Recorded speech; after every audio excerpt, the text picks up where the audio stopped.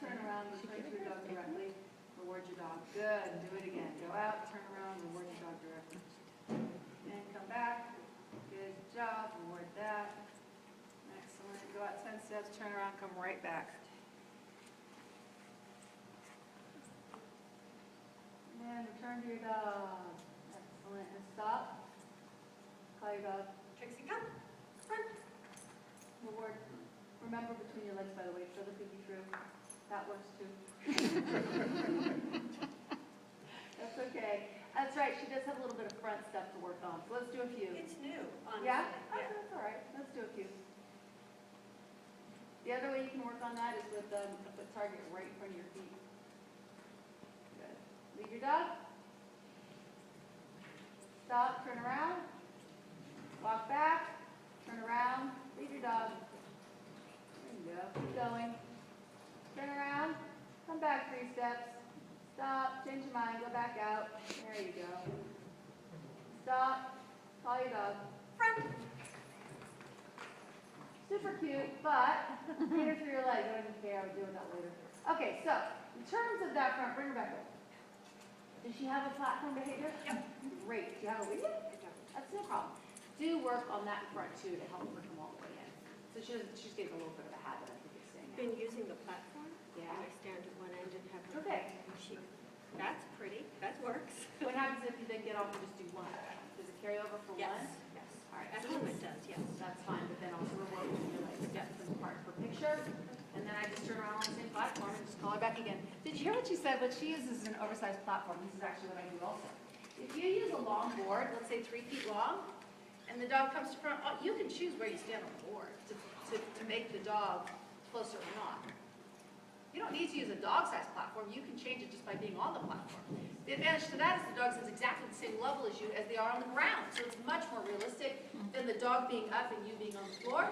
Plus, if you're working with a dog who has space sensitivity, you get on the platform, it's 3 feet long. The dog is 2 feet out. Who cares? Reward the dog. And then you just start inching your way in on each recall.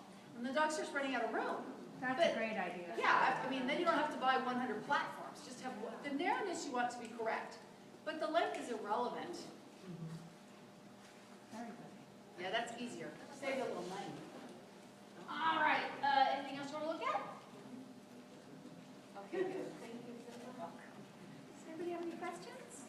Yeah. As far as the surfing on the ground for food, it's not an issue, obviously, in AKC shows, but in like Yes, it is, rally, but okay, go ahead. you know, people, you know, there's food on the floor, or fluff on the floor. Yeah, I mean, yeah. she forgets all about healing and wants to run over. How do you know, Are you saying there really is food on the floor in trials? at rally sometimes if Really? someone Well, feeds sometimes like and a they- little crumb or something. Yeah, or crumbs. On walkthroughs, I pick them all up, anyone I can see. Yeah, I know, I sometimes like in certainly would be picking them up. Yep. I'll tell you. But she's been conditioned from classes, you know, That where there she is a can- lot of food and there's a fluff on the floor, say, you know, Do you know what variable reinforcement is? no. Variable reinforcement means that sometimes they get a cookie and sometimes they don't. It is the strongest form of reinforcement. So if 9 times she goes for a fluff and thinks it's food and it's not, and the 10th time it really is a cookie, that behavior becomes stronger and stronger and more determined. You are fighting a battle that's going to kill you if you cannot find a way to prevent food from being on the floor with a dog who's already got that habit. So what you have to do to fix that, you have to get a bunch of fluff or toilet paper or whatever you want, roll it up, throw it all over the place, thousands of them with not a crumb in sight, and let her figure it out for herself. But if you do that and even one time, she gets the piece, damn it. Now it's worse. Now you've made it even stronger, which is why dogs beg at the table for an hour and don't heal for an hour. Because that sense of, I am not going to feed you anymore from the table. Ever. He's still there? Right? So now you went from 2 minutes to 5 minutes to 8 minutes. We just do a tremendous job at training dogs in areas we don't want to train them. It is an impossible problem if you cannot control the environment. It really is. Because the dog, you can't get it out of their head.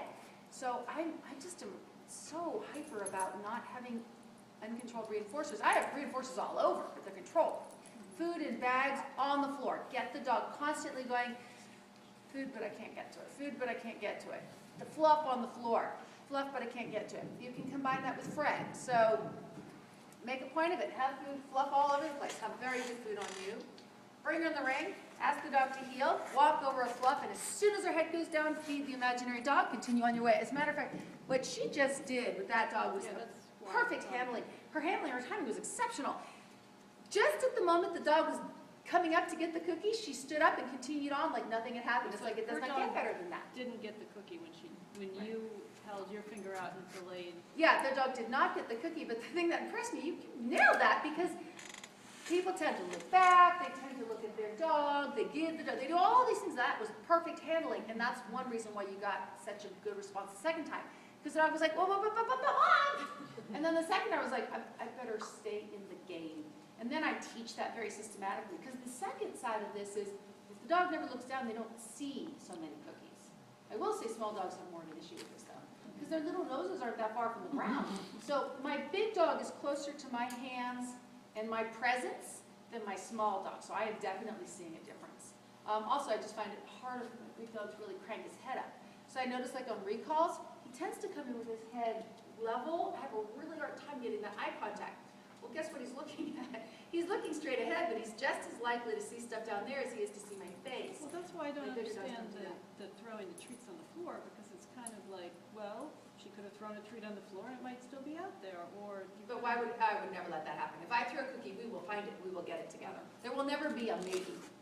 If I say there's a cookie, we will go get it or we will get rid of it, but it won't just happen later on. And I do not train in places where there's food on the floor. I just don't. I will vacuum your